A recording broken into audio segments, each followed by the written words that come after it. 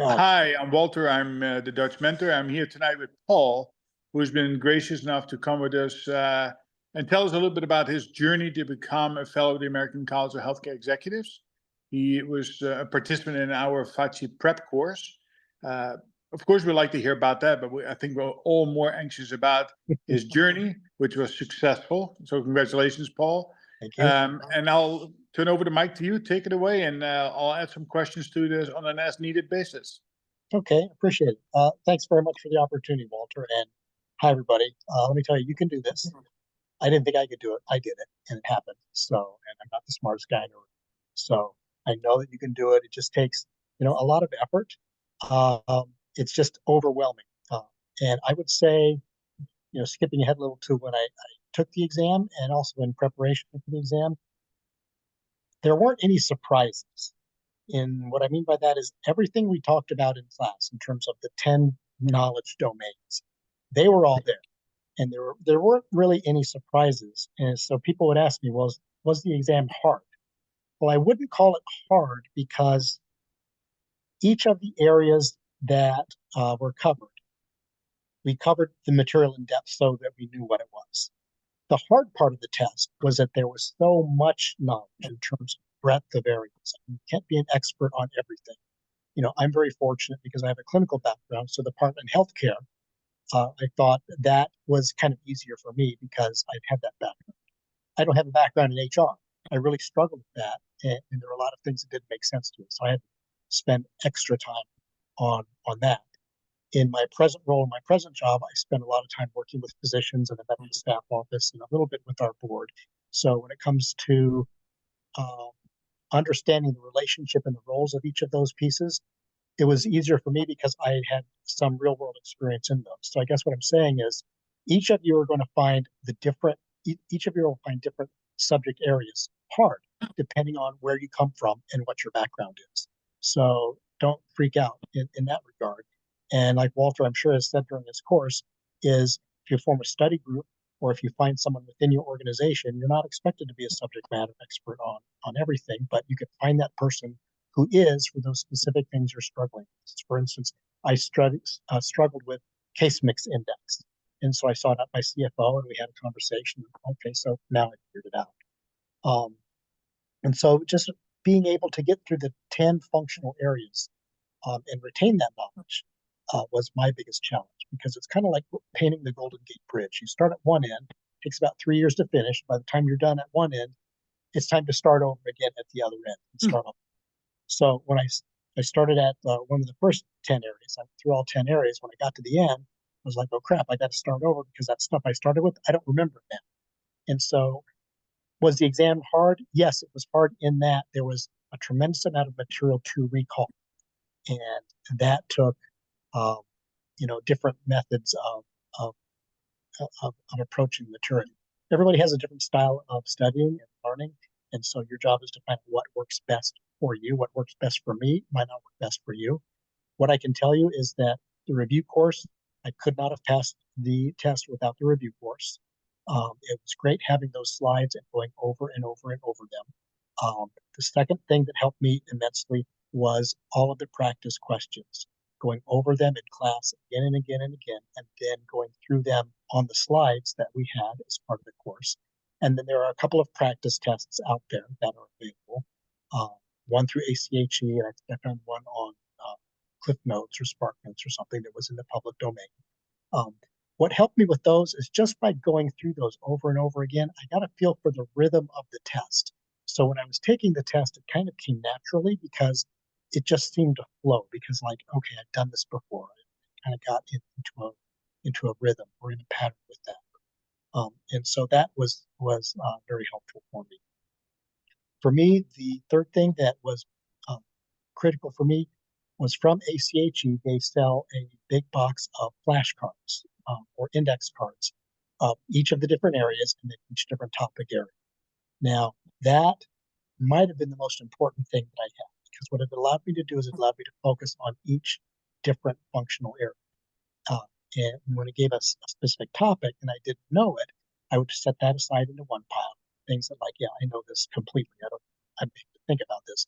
I put them in another pile. So gradually I had two piles, a big stack of everything I don't know and a stack of everything I know. And then I just kept hitting them like that until gradually they evened out and then they went in the right direction. Um, ACHE, for their study bundle, they have 4 textbooks and then the cards, the card deck that they suggest. For me personally, I got all 4 books.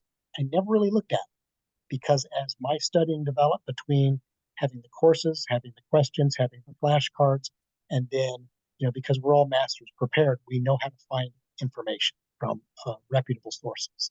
And so when I found something that I was being bogged down on, rather than open the textbook and read a chapter or go to the index and try to find out something like that, I would go somewhere like if it was quality, I'd go to the National Association of Quality. I'd go to, Medicare or to National Institute of Health to drill down and find information on that specific topic. And I put it into an outline for that topic area that I was studying, and I bookmarked it with a link in, a hot link in it.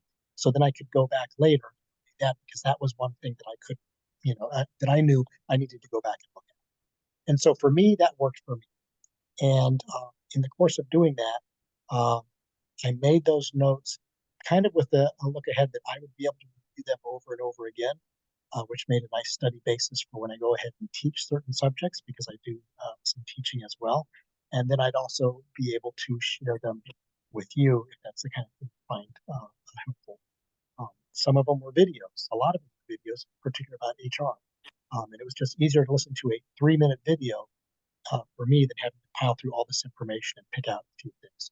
So that was my study approach. And as I said, Walter, I will put together in a zip file all this crap that I put together that worked for me. And Thank you. your students are welcome to pick out what, if anything, works for them. Now, I'll Excellent. tell you the other part of that, it was just so daunting. Say for the finance section, I'm like, oh my gosh, the slide deck in review class is like, I don't know, 100, 120 slides long. Where do I even start with this? And I just could not, I didn't even know a place to start to wrap my arms around. So I went back to the ACHE when it gives the exam content breakdown. Well, under finance, it lists like 14 different line items. Under HR, it's like, I don't know, 10, 12, 14 different line items. And I'm like, it was just so overwhelming. So I said, you know what, this week, I'm just going to take HR. And then I took those 10 areas and I set them up. In each of those 10 areas, I just took those one at a time.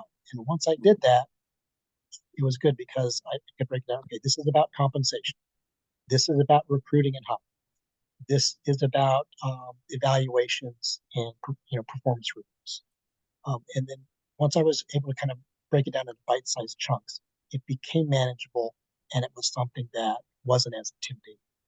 That helped me especially for the HR part, and it helped me for the finance part. Now, the other thing I noticed was that there are 4 topic areas that comprise 50% of the exam. So those are the areas that I really focused on. One was healthcare. I felt that was pretty easy because of my clinical background and some of the roles that I've had. HR, I had to struggle with that. Finance, I really struggled with until I got my arms around it and realized how to divide up all the information in a way that it was Yeah. bite-sized. And then the other one was leadership and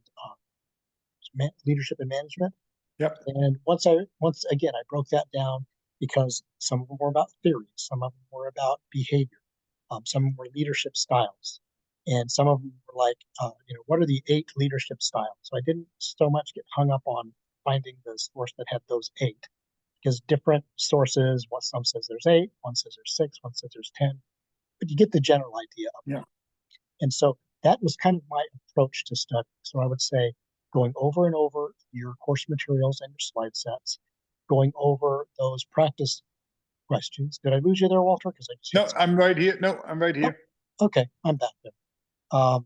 And then those questions that were part of our practice questions, either from a practice test from ACHE or from our slides, then I would copy and paste those out to a separate document. So again, I could whittle down all that tremendous amount of information I had just to those things that for me, I was still having trouble getting. And so get the flashcards, and there's no substitute for putting in the hours. I actually rescheduled my test 3 times because my approach initially was I'm going to set this date and that'll force me to study. And then life happened, and then I'm like a week and a half out, and I'm like, you know what? one part of me said, just do it. That way I'll have the experience of getting the test done and I'll know what to expect, even though I'm not prepared. And then I was like, well, wait a minute. That sets me up for failure because I'm assuming that I'm not prepared. I'm going to go in unprepared. I ended up rescheduling 2 or 3 times. And then the final time, I told everyone I knew that I was taking the test on that day. And I put on a lot of self-imposed pressure. And it took me about 3 solid weeks of just grinding through it and going through each functional area. So that was my study approach. Walter, tell me. Before you go on to the extra exam, let me a couple of follow-up there. Were the module briefs that we shared relevant? Was that helpful in organizing your thoughts, or was it just another, just more information? I did look through those, the ones that you had written for each subject Yeah, area. So yeah, for me personally, I found that they were high value, they were high level, so they were a good overview. And some of the areas that I didn't know a lot about, they were helpful. Those that I felt I was already kind of an expert on, I felt it was high level enough that it wasn't as helpful for me to go straight to the flashcards for each yeah. individual topic that I knew. So I don't know if that That's- answers your question. Yeah, no, it does. And the intent is to be like between the 10 and 30,000 foot level. Right. Because otherwise I would have to read, you have to write a book on each of the topics Yes. in order to get down to the roots, of course. But it's, again, for me, it was important to have that there so people can go into it and say, let me assess what I know and what I don't know, and Sure. focus on the things I don't know. And I think that the combination between the flashcards, the reading. So I always recommend, throughout the course, 15 minutes a day on the subject, and have at least a luncheon once a week with the subject matter expert on the topic. Mhm. You think that 15, 20 minutes a day would have been enough for you to keep, to start priming the pump and then crush it for the last 2 weeks where you spent hours per day? Or how much time do you think per day? And it's very individualized, of course. No, I think, initially I'm like, well, what can I get done in 15 minutes? And so then I kind of didn't follow that. And then I was behind the 8 ball. But looking back, if I had taken like one subject, like for instance, case mix index, well, if Yeah, I'd spent 15 minutes, I could have mastered case mix index if I yeah, just drilled down for 15 minutes one day. And then I was like, okay, focus. if I got Yeah, that done. Well, I do that 5 days a week, 7 days a week. By 3 weeks later, I've got, a couple of dozen areas checked off my list that I would have struggled with. yeah, And then I was at crunch time. And I did take a couple of days off from work the 2 days before the exam, just because I wanted to be able to clear my mind and know that these are the things that I'm going to concentrate on for nothing going into the test. Of course, I took the day off yeah. of the exam, took the day off before, and I took early off 2 days before, just so that I knew that I wouldn't be stressed that I'd have. Yeah, good. All right, let's dive into the exam. Fast forward to the day of the exam. How much time did you prepare mentally for? Did you any advice on nutrition and hydration, and tell us about the exam itself? Sure. So, it's kind of a cliche, get a good night's sleep. But the night before, I'm like, there's this one thing I've really got to look at again. And then I said, you know what? Which would do me better?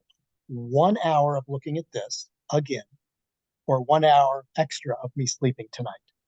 So I've set it aside, worrying like I couldn't believe, but I took it as an hour of sleep, and I'm glad. And so that's one thing.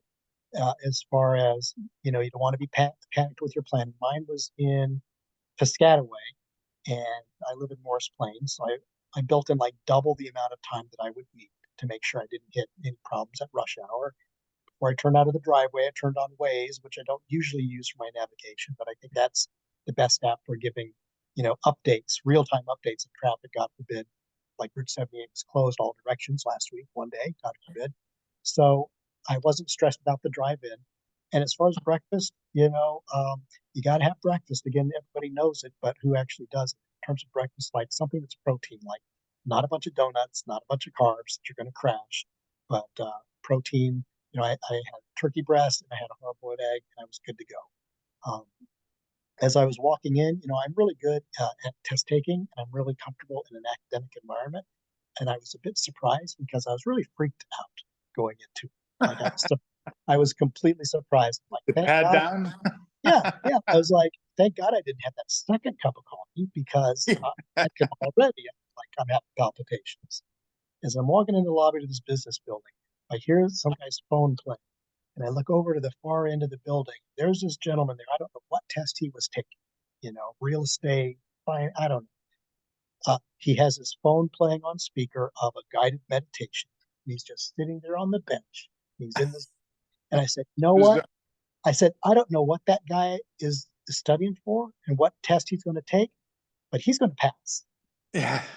He's going to pass because he's thought of everything and he's just taking a moment to clear his mind before he walks in. And so I took that as like, you know what, I'm going to have time between now and then to do the same thing, to kind of do some breathing, to clear my mind.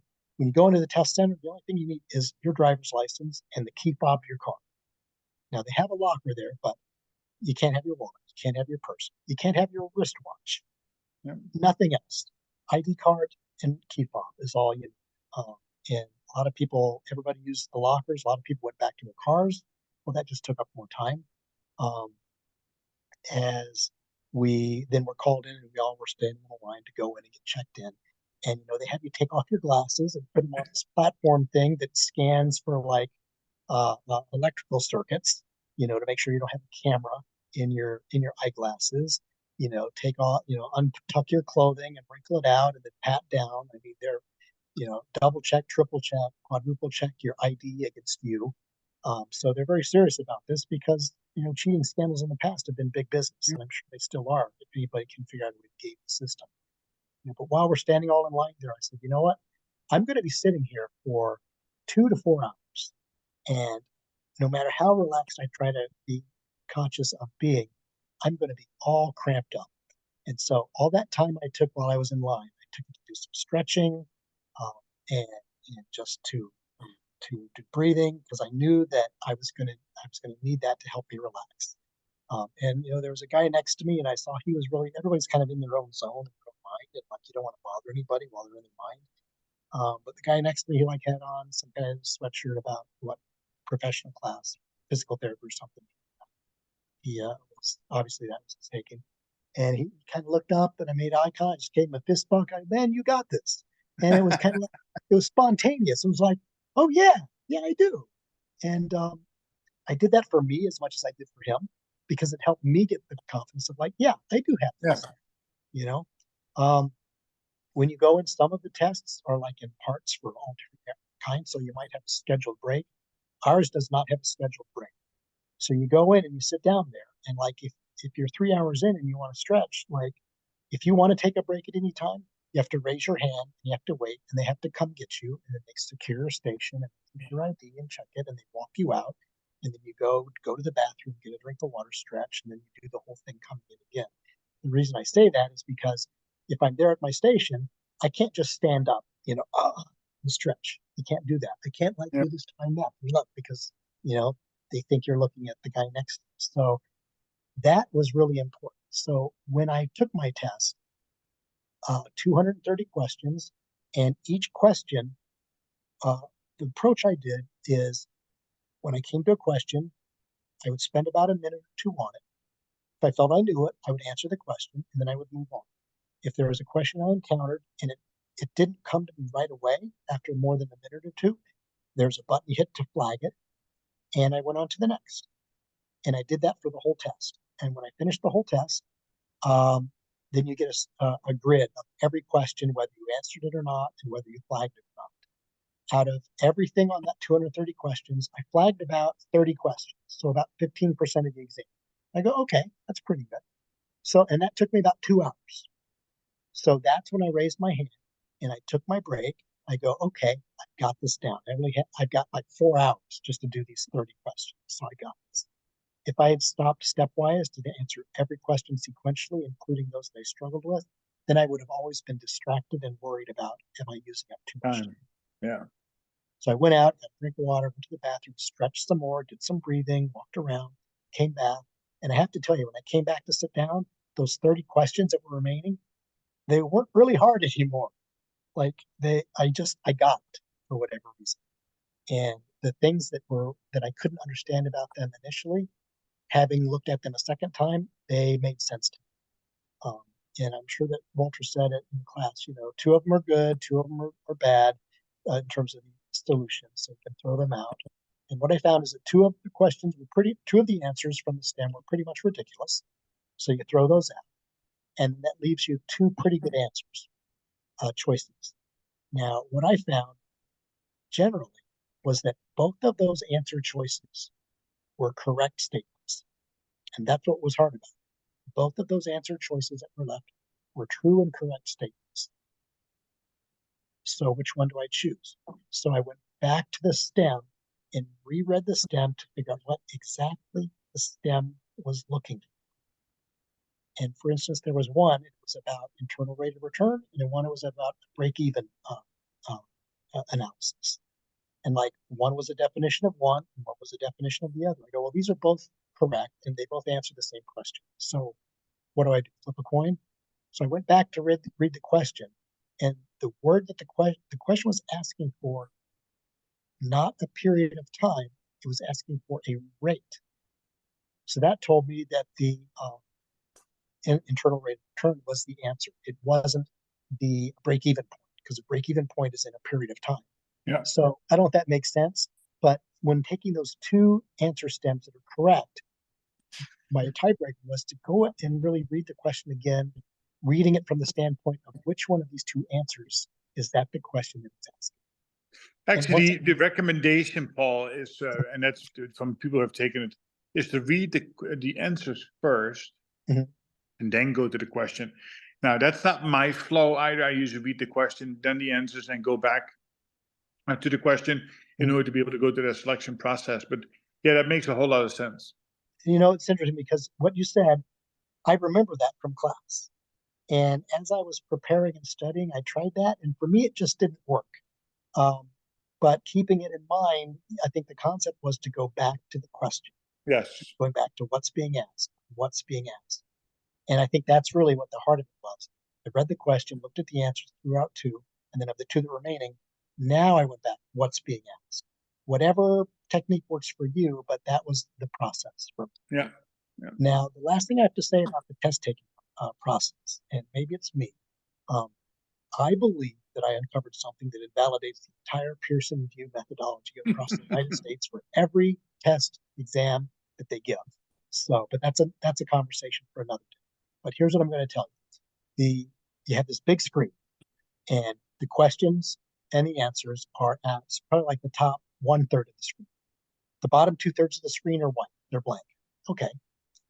That top 1/3 of the screen where your question and answers are, that only takes up maybe a half or a third of that screen. You follow me? Yeah. So each of those answer choices has a radio button that you click. Okay. And so if you click it, that's the answer.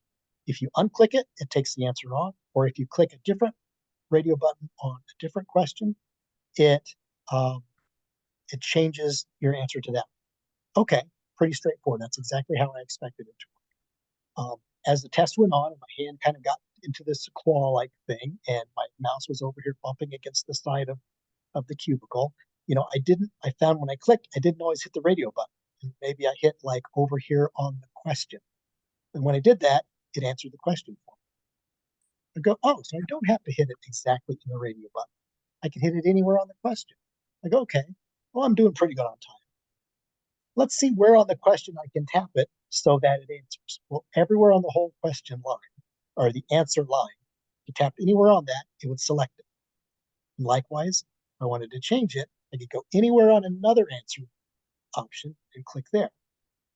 Okay, because we live in a touchscreen environment now where you expect to click exactly that point on your touchscreen to make a selection. If you don't touch that place on your touchscreen, it doesn't happen. Okay, so then I'm like, maybe I'm overthinking, and maybe so, just ignore it. If you take where that answer line option was and you extend it out to an imaginary line all the way across your screen horizontally to the other edge where all that white space is, and you just happen to have your mouse there and you move it, and oh, hold on, can you still see me okay? Because my I can see you fine. Yeah. Okay, I'll reset it. If I took all that white space and I followed my mouse out along that answer line all the way to the end of the screen where there was nothing, and I clicked my mouse, that had the effect of wherever my mouse was, it clicked on that line, potentially changing my answer if I wasn't paying attention.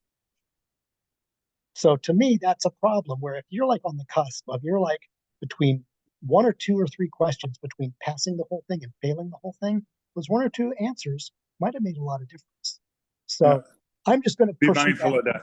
I'm just Yeah. going to pursue that maybe at national next year and find Yeah. someone, whatever. But my point is, taking that, I took the mouse in my hand mindfully and intentionally. And what I did is I went up and I clicked the answer I wanted, and then I moved it back down to the bottom of the screen where it was all white.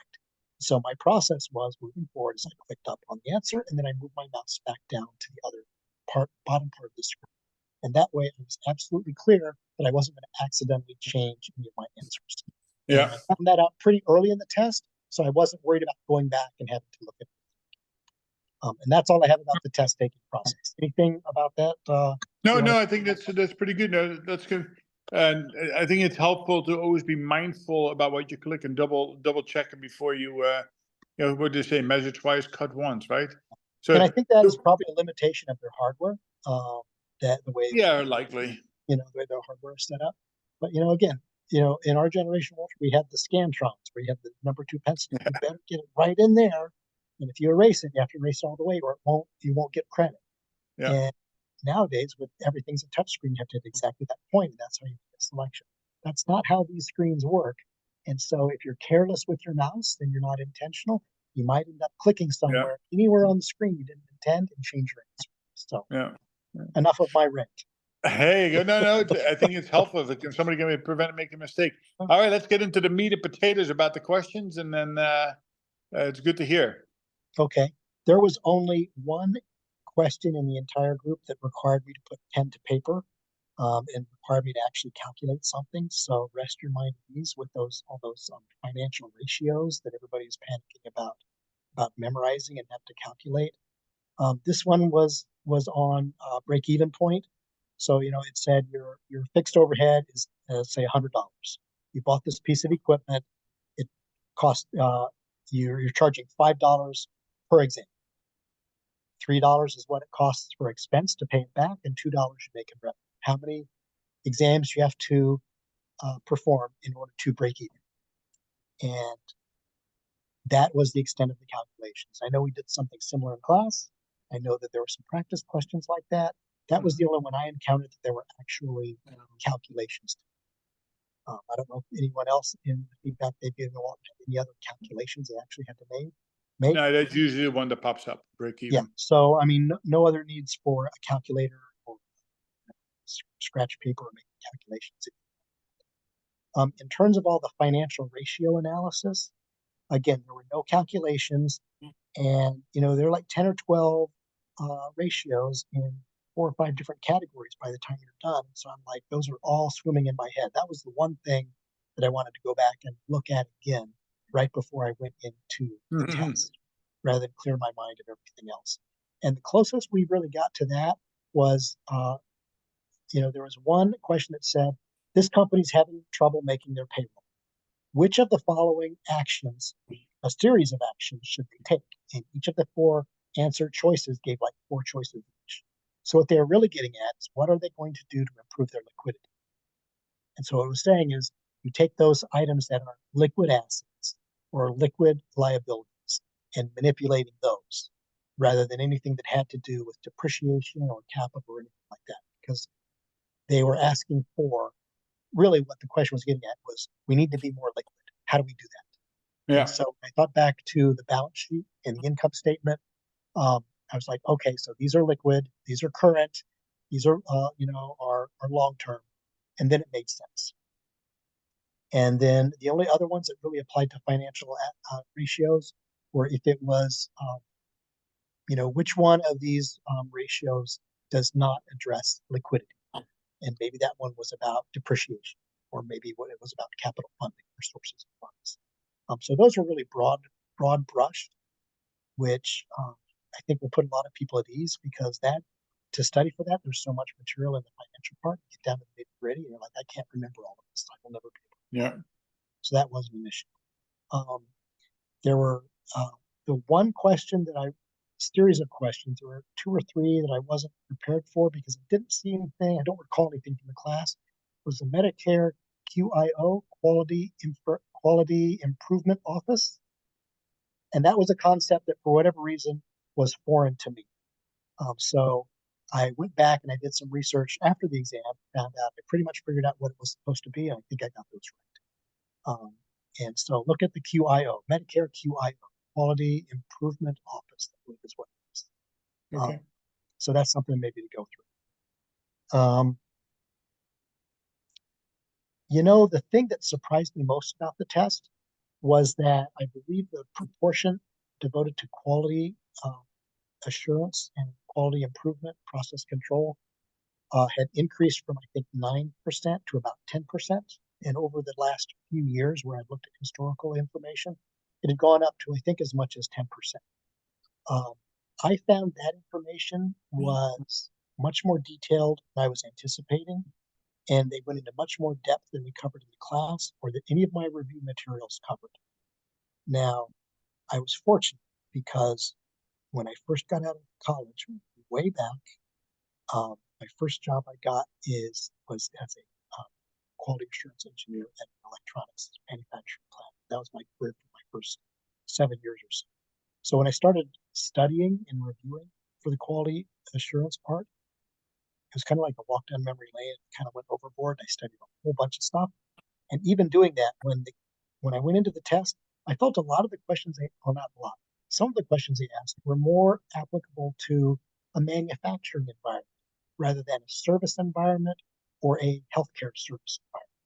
So that part was a little off-putting, but it certainly was not insurmountable. I'm not trying to scare anybody. And I made some notes on quality going in, and then I made some notes on quality when I was done with the exam, and I'll be sure I'm happy to pass those along in Yeah, terms please. of Yeah. those kinds of things. But it was a little bit more in depth and challenging than I anticipated that. I'm trying to think of specific questions otherwise. Those are the ones that really stand out in my mind. Okay. And again, eventually I'll find my notes. Yes, but one question that came out of the last exam that I interviewed somebody about, there was a lot of questions around laws and regulations, and specifically on physician relations. Was that still the case, or it wasn't really all that obvious? It was there were quite a few questions about laws and regulations.